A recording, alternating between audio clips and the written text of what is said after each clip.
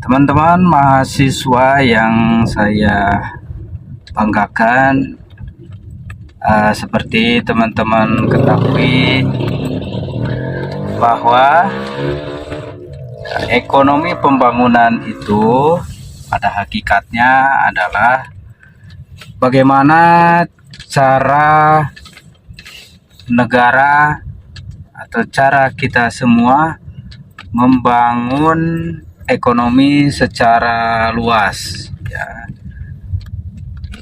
dalam rangka meningkatkan tentu saja pendapatan negara, meningkatkan kesejahteraan masyarakat, ya. Nah, di dalam pengantar ekonomi pembangunan, di situ dibahas tentang teori-teori dan ilmu bagaimana mempelajari pembangunan ekonomi, ya. Jadi prinsipnya di dalam pembangunan ekonomi artinya bagaimana cara kita membangun ekonomi untuk meningkatkan pendapatan negara, ya, bisa dalam bentuk PDB, dan mensejahterakan masyarakat.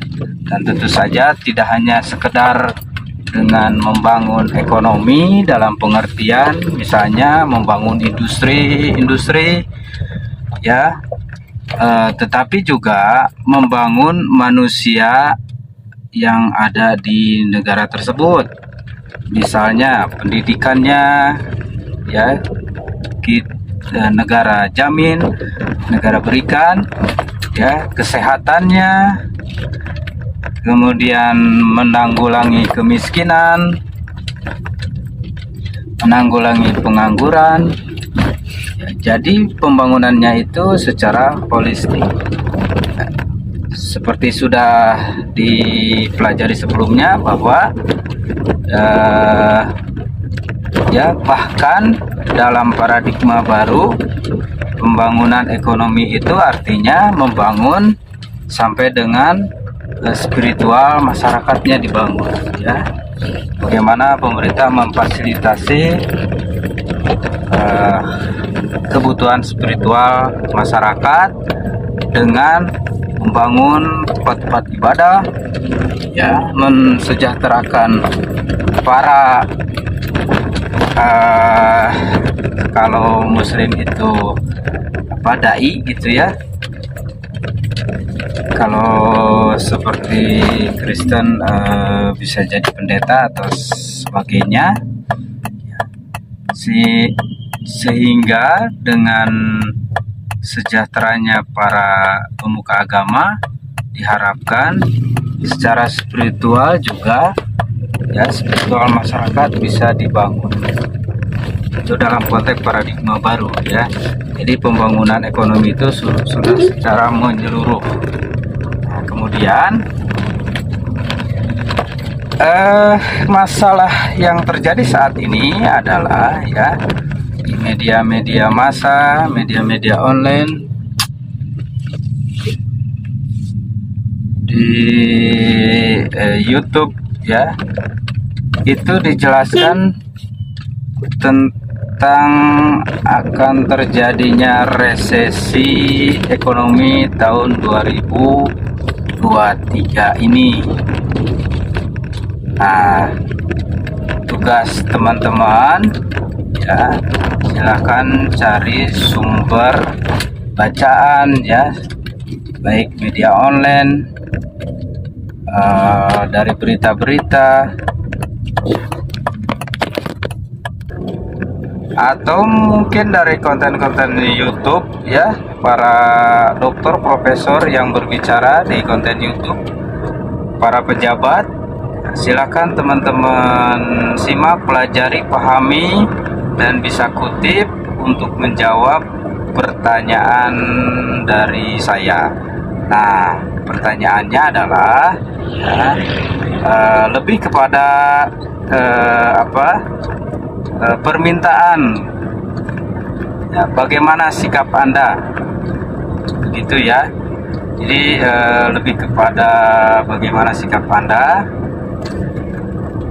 dan menghubungkan dalam konteks ekonomi pembangunan ya yang sudah dijelaskan sebelumnya. Nah, kita tahu bahwa krisis resesi ekonomi ya sudah banyak diberitakan akan terjadi pada tahun 2023 ya, entah itu akibat perang, entah itu akibat kenaikan harga minyak bumi ya atau CPO, atau karena kurangnya pangan, pasokan pangan akibat perang yang terjadi antara Rusia dan Ukraina ya. Banyak hal lagi dan banyak hal lagi. Nah, menyikapi tersebut ya, teman-teman, yang akan dilakukan khususnya diri teman sendiri ya, sebagai mahasiswa, sebagai teman-teman yang sudah bekerja sebagai karyawan, atau bahkan mungkin sebagai wira swasta yang mempunyai usaha. Nah, bagaimana langkah saudara, sikap saudara, atau apa yang akan dilakukan saudara menghadapi resesi 2023 ya. Jadi bagaimana cara menghadapi dan simulasikan ketika Anda semua sudah berada di tahun 2023 dan ternyata memang misalnya terjadi resesi ekonomi seperti yang diramalkan. Pertanyaan yang kedua adalah ya, coba Anda hubungkan fenomena resesi ekonomi tahun 2023 seandainya ya Anda semua sebagai pemegang kebijakan ekonomi ya yang ada kaitannya dengan ekonomi pembangunan. Jadi Anda sebagai pemegang kebijakan ya menghadapi resesi ekonomi 2023. Gitu ya teman-teman. Terima kasih. Assalamualaikum warahmatullahi wabarakatuh.